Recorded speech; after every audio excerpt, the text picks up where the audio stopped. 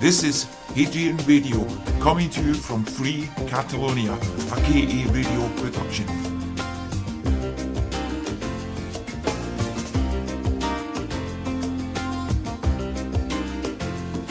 Good afternoon, Scotland, and good afternoon to everybody listening to us in the English version. This is chapter 37 of Radio Hadrian. This wonderful opportunity given to us by Cheryl Scott and KA Radio. The only way to tell the world about the deception that the Catalan people are suffering at the hands of their so-called leaders. This week has been very special. This in Catalonia, KA Radio and Radio Hadrian are being known as the radio of the independence Catalan resistance. And it's part of a movement that will have a documentary, books. We're preparing a weekly digital newspaper from where if somebody wants to submit articles directly in English to tell us things about Scotland, you're most welcome to do so. But the Catalan independent resistance, Resistència Independentista Catalana, has had a good week. We are breaking some doors. We've been with some relevant YouTubers, first in Ventana Esmeralda and then in La Caja de Pandora. Pandora's Box, which is a representative of what will happen to our enemies when the truth starts coming out. And then we were in Sort, in the Pyrenees, in one place which is relevant because it's relevant in the history of General Moragas. General Moragas was a Catalan general during the war in 1714. He was beheaded by the Spanish or Castilian and French invaders, and his head was shown in Pla de Palau, which is in Born, a place in Barcelona that is visited now by lots of Scots. And nowadays there's a big Catalan flag in a pole. That's the place where the head of Moragas was exposed for 12 years to tell Catalans not to rebel against the Spanish power. But that also tells us the story of Moragas, and in short what we've been with a wonderful resistant person that is kind of spreading the word of the resistance in the less populated comarca in Catalonia. It tells us that not everything is what it seems. Because while Moragas was beheaded and his head was shown for 12 years inside a bird cage for all the Catalans to know, other persons like Rafael de Casanovas finished acting as lawyers to the end of their days. So it gives the idea that not everybody showed the same level of commitment or courage towards Catalans. We're going to talk this week about Artur Mas, former president of Catalonia. For some, a Catalan hero. For the most enlightened, a traitor that has impeded Catalan independence. Then we have Ana Gabriel, formerly known as an independentist and anti-system activist, which has changed dramatically her looks before escaping to Switzerland. Switzerland being the country most opposed to what you would expect from her party, CUP, which is the splinter party some of you will have heard of and some of you will have not. Then we're going to talk about some other relevant people in Catalonia that have said that the unilateral declaration of independence of last October was symbolic, or it didn't happen, or was not meant to be. Then we're going to tell you about one of the most important chapters in Catalan and Spanish recent history. Well, recent, not that recent, because time keeps advancing fast. But in 1981, the 23rd of February, some military and military police entered the Spanish parliament in what most people in Catalonia and Spain consider to be a failed coup. But now we're going to explain here that it was never a failed coup. It went the way it was meant to be, the same way as the referendum was meant to be lost in Scotland, and the same way as the Catalan process was always meant to never bring independence. We're going to comment finally on Josep Guardiola, the coach of Manchester City and one of the most famous. Sadly, as we know, football crosses borders more than other should we say, more relevant or more things that are more important in the world we live in. But Josep Guardiola is very famous, and he's collaborated, we think, without knowing, with this deception of the Catalan people, and we'd like to explain in ways that is happening, and we want to send him a message that the Catalan resistance is here to put him out of the lies he's been fed. And finally, we'll talk about some I think both in Scotland and Catalonia, our enemies invent scandals, both to make us waste our time in things that are not relevant, or then to promote fake Scottish and Catalan leaders by pretending to attack them. And we've had a relevant case this week, and I'd like to go on about that.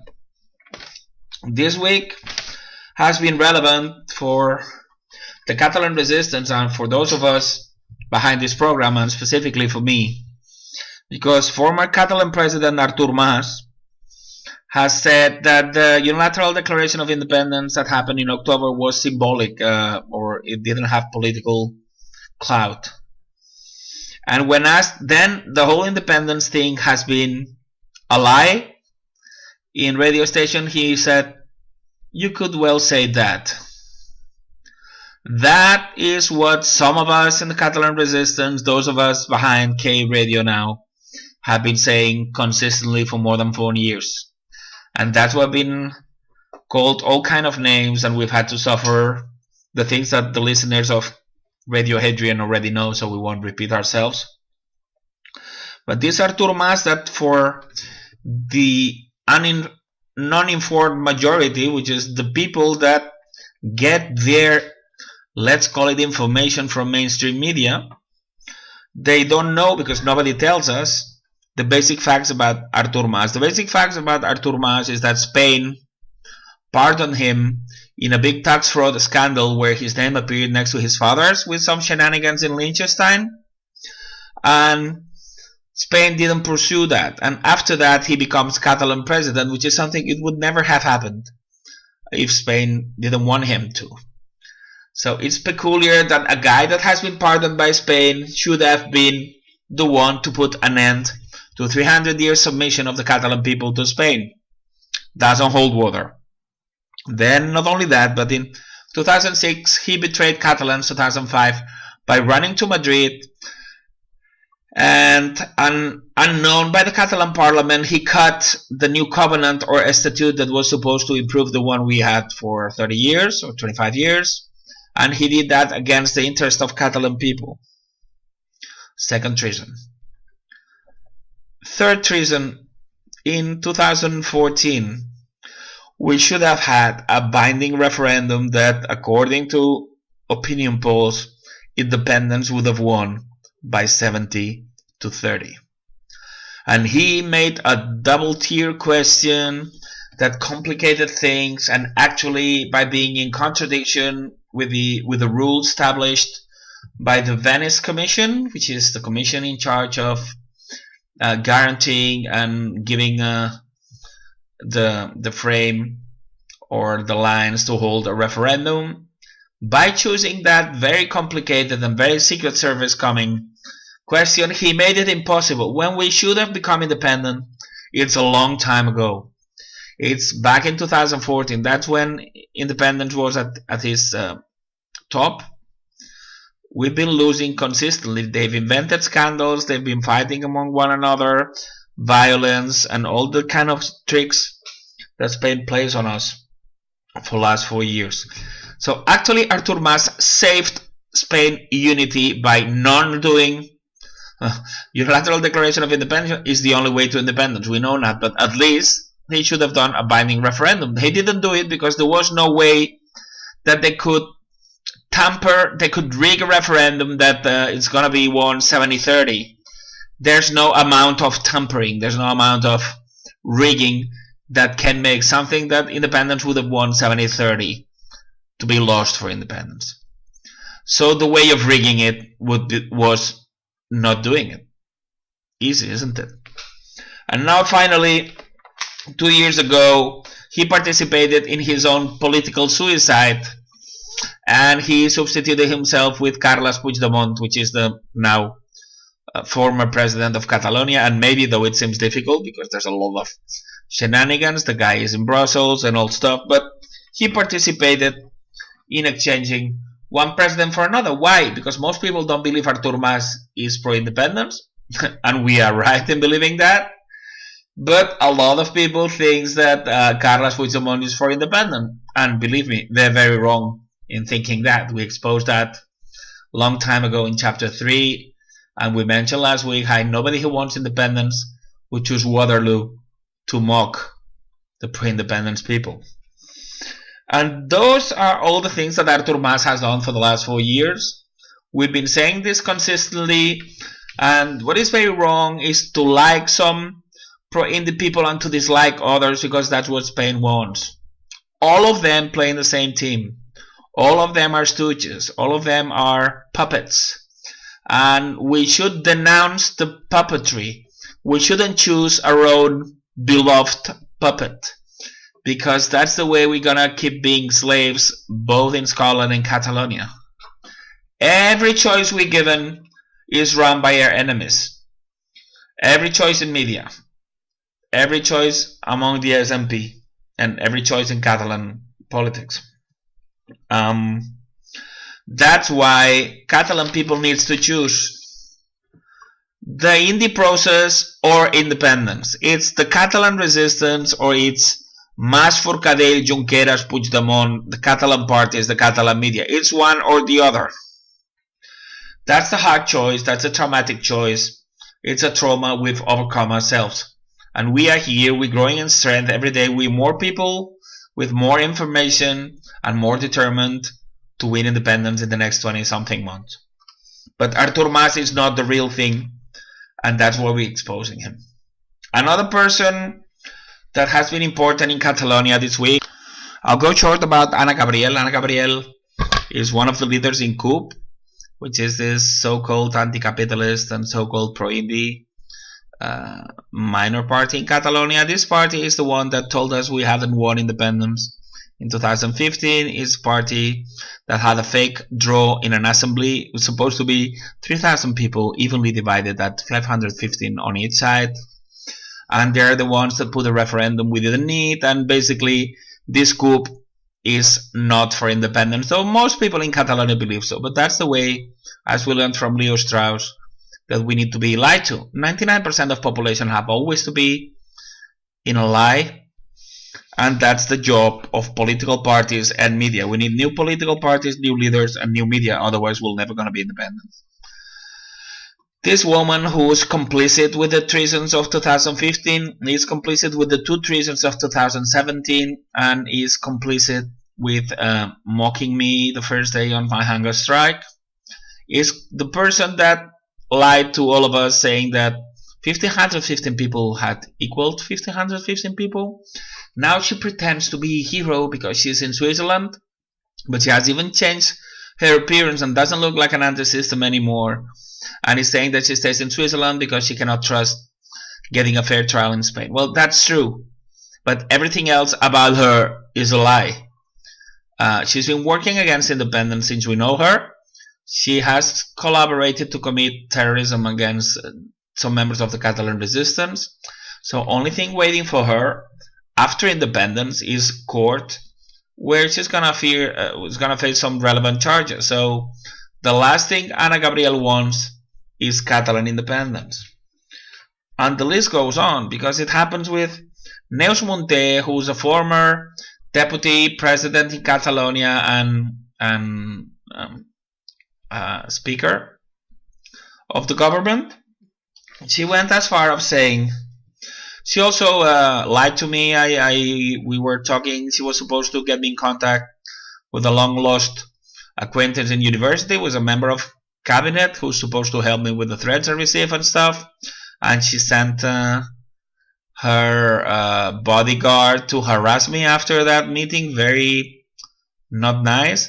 This woman lied, saying that Rajoy and Puigdemont had not met to talk about the referendum. And then a few days after that, it became obvious that she had lied. Even so, she didn't quit immediately. That's the level of the world we live in. Somebody who's supposed to tell you the truth lies. She's found out, but nothing happens. Well, this lady, we've made some meme in the Catalan resistance because this surrealistic thing. This woman has said that the 1st of October was not a referendum. So we have made a meme with Ce n'est pas une pipe de René Magritte, the master of surrealism, saying this is not a pipe. Not a pipe, it would be a smoking pipe. And then the same thing with this Neus Munté saying the 1st of October was not a referendum. It's the same kind of surrealism. Telling you what you're seeing in your eyes is not what you're seeing because it's a representation of. And we should say to this woman that the Spanish violence hitting people, 1,000 people, some person lost one eye, and 7.5 million Catalans are traumatized for what they saw on television. Was that unreal? Well, next time round, ask them to have virtual truncheons as well, because the pain they inflicted was quite real. As we said, this week marks the 37th anniversary of the failed coup. Failed coup is what they tell us it was. It was some members of police and army came out on the streets and in the parliament 37 years ago. And they've given us the idea that the former Spanish king Juan Carlos I avoided the coup and the coup didn't happen because of him. And that's something that should tell us about the Catalan and Scottish processes to independence. It's not that it went wrong in Scotland, and it went wrong in Catalonia and we're not independent. That's how those processes were masterminded from our enemies in London, Madrid, and higher up from the start.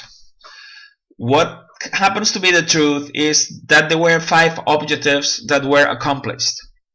The first objective was to scare Catalan and Spanish population 6 years after Franco died. That was accomplished. Second objective accomplished was to give the idea that Spanish King Juan Carlos I was worth it, and was accomplished. Third objective was to cut down on devolution with Catalonia, because a few weeks after that a commission to curtail Catalan freedoms was put in place. Third objective accomplished. And the fourth and fifth are linked because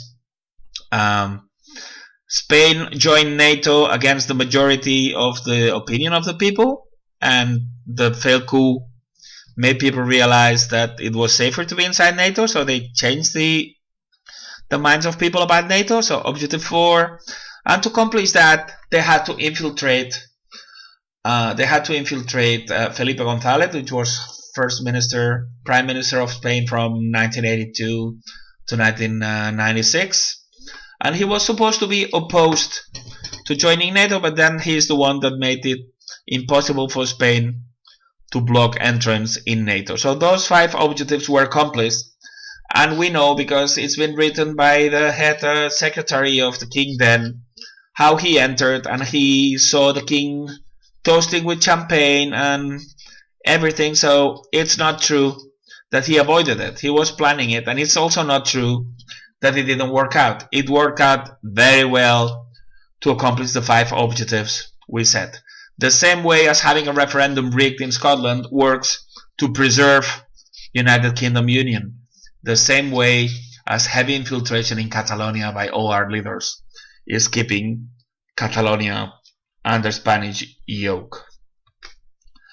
Another mockery Catalans are suffering, that there's a lot of Catalan leaders like Marta Rovira and others, I won't bother you with the names of, are backpedaling and saying that what we saw here was symbolic of no political essence, it was not true, and whatever. These people are being led with some bond, some that needs to be paid, and it's the people who's paying for it, and that's the mockery we're suffering. We have tax expoliation from Madrid. We are paying high salaries of people working from Madrid that pretend to work for us. We are paying for very, very expensive media that are supposed to work for Catalonia but work for the enemy. And now to top it off, we are paying the bond. We're putting money to keep these people who betrayed us out of prison. Certainly when the majority of Catalan people come round to the truth, which is something that they cannot avoid, we'll need to protect these people, no matter how much I dislike Puigdemont, Mas, Junqueras, and all the happy bunch. We'll need to protect them, because when people comes to terms with the truth, we need to avoid that they finish like Ceausescu, Petacci, and Mussolini in their time. We really despise these people. They're really traitors. They've really mocked us. They put me in a mental place against any reason. They haven't clarified what happened to Muriel Casals. They've done criminal thing to us. They mocked us. They lied to us. But we need to treat them with justice, and they need to have a fair trial. And from here, the Catalan resistance, we compromise ourselves in trying to avoid nasty things happening to these people that have been so nasty to the Catalan people. To finish this version, sorry to say, very focused in Catalonia, but as I said, in Catalonia we are more advanced, we feel. We are promoting this program with flyers and several towns here in Catalonia, so we are a bit more advanced, we feel, and we want to put this to the benefit of the Scottish people. So my conscience don't suffer for dedicating this program mainly to Catalonia, but something which is a bit more of international reach. Most of you will know about Josep Guardiola. Josep Guardiola was football player and coach of FC Barcelona, the best FC Barcelona we've seen. And now, after training in Bayern München, he is the coach of Manchester City. Manchester City with other members of that FC Barcelona board are. And Josep Guardiola, we think, but if somebody has some access to Josep Guardiola, listen to this program, please let him know that the Catalan resistance in general, and me, David Rabantos in particular, we are open to tell him the truth about the Catalan process, in which we think he's been used as a patsy, like somebody that in good faith is collaborating with the bad guys. Josep Guardiola has mainly done 4 things. So the 4 of them might be considered in good faith, but we in the resistance know better. First, now he's suffered a fine or some control because of wearing the yellow ribbon that is associated with asking the freedom of Oriol Junqueras and the grassroots organization presidents that are in prison. That in principle is nice, and we respect him, and we respect the millions of Catalans that are following this yellow ribbon thing, though useless as it might seem. Because the problem is that these people are not Catalan or are not leaders. They are actors that have murdered independence by doing 2 fake declarations of independence, as they themselves are accepting nowadays. So first, Josep Guardiola is misleading millions of Catalans by endorsing this yellow ribbon thing. And now if he suffers a fine or something, he's so rich, so famous, and so well off that it's not going to change his life. Secondly, and that's where his position is a bit more complex, he was the main speaker in a show that happened in June 2017 to encourage people to participate in the referendum of the 1st of October. And now we have Catalan leaders saying that that was for nothing and that the 1st of October was not a referendum. So that makes him an accomplice of the violence that 1,000 Catalans suffered and that 7.5 million Catalans were traumatized by what we saw on television. He was instrumental to something that now they tell us it was nothing. So he should be asking responsibilities from the former Catalan government. It might still happen, but don't hold your horses, or don't hope it to happen anytime soon. Thirdly, he has collaborated with Spain, we think without knowing, because he appeared in Catalan radio station and somewhere else saying that the only and the best way to solve the problems between Spain and Catalonia would be an agreed referendum, the Scottish style, to settle the matters of. Well, we know that Scottish style referendum means rigging a referendum and stealing independence from you with the help of your leaders. That's what it means. Scottish style referendum, as we went about last week's chapter. And so we don't want that, Josep, and you need to speak with us and we'll tell you why. We'll explain long and deep in chapter 4 how referendums never bring about independence. And the fourth has been, I know what it's gonna tell you, it's gonna sound like the most ridicule thing you've heard, but to us Catalans that thing happens every day, so it's not specifically ridicule for us. It seems that the private flight in which the family of Josep Guardiola was flying to Barcelona was searched by the Catalan police, the Spanish police, that was supposed to be looking for Carles Puigdemont hiding in it. And that is a typical thing to make Spaniards look like idiots, and that's to Spain's benefit, because that means that we don't look to the truth and we don't look to our own side. Carles Puigdemont doesn't need to hide in peculiar places. That's to promote him. Carles Puigdemont is a Spanish agent. That's why he's murdered independence from within. So when the moment comes, as it might or might not, because we don't know what Spain has decided for his double agent Carles Puigdemont after he has murdered independence twice in October. If he decides to detain him, only thing he needs to do is, Carles, pick up that flight and we'll be waiting for you, and the next stage in this soap opera starts.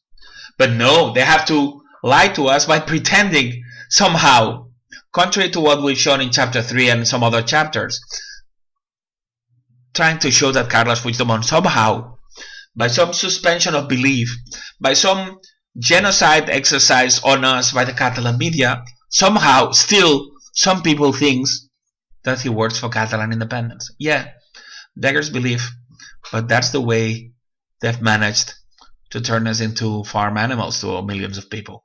Yes, still some people think that Carles Puigdemont works for independence. But we are here, the Catalan resistance, to help them see the truth. And the final ridiculous thing, well, we've heard a lot of names, including Jordi Sánchez. Jordi Sánchez is the president of Assemblea Nacional Catalana, but he has been put there without being voted in by some shenanigans happening inside the association. And now, a guy that 20 years ago was mentioned in the book as traitor to Catalonia by Lluís Maria Xirinacs, himself, a Catalan hero, now he sounds as a possible Catalan president. Not in my lifetime. And the last thing, in Madrid, a commercial art fair called Arco retired a piece consisting in 24 pictures, and it was called Political Prisoners.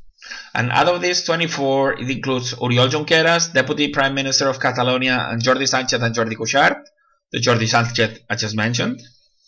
And it was retired among big commotion and big controversy. And then again, it's the same. And to save the day, somebody arrives, and somebody that arrives is Tacho Benet, that I mentioned last week. I don't remember even the English version. This Tacho Benet is a partner of Jaume Ronas, one of the biggest tycoons in Spanish communication, that by some, again, mental genocide and trick of these tricksters, they make us believe that he's for independence, where all evidence shows that he works for the other side. But I also said that this Tacho Benet last week came into my wall to try to attack me. We're talking about somebody very important decides to go to the wall of somebody very unimportant, apparently, which is me. And then this week he appears. This thing is totally contrary to what it seems. Everybody works together, everybody pretends, everybody lies. They are retiring this masterpiece to give it more clout. To give more clout to the three infiltrated Spanish agents, Oriol Junqueras from Merck, Jordi Sánchez, and Jordi Cuixart. It's lie after lie after lie, deception after deception after deception. But as somebody said, you can lie to somebody for some time, you can lie to some people forever, but you cannot lie to everybody the whole time. The lie of the Catalan process is crumbling. We in the Catalan resistance, we're growing stronger every day. We're winning this battle. We're gonna end up winning this battle. We're bringing independence to Catalonia soon. And then we're gonna march in force to help our comrades in Scotland to get free of the British yoke as soon as possible. We are winning. We're gonna win this. Visca Catalunya Lliure!